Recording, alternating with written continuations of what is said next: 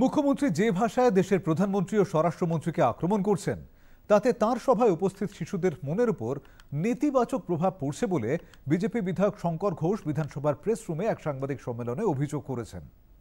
সমস্যা হচ্ছে যে রুচি আমাদের মুখ্যমন্ত্রীর কোথায় পৌঁছেছে যে ছোট ছোট স্কুলের বাচ্চাদের সামনে তিনি দেশের প্রধানমন্ত্রীকে আক্রমণ করছেন, স্বরাষ্ট্রমন্ত্রীকে আক্রমণ করছেন, কেন্দ্রের সরকারকে আক্রমণ করছেন।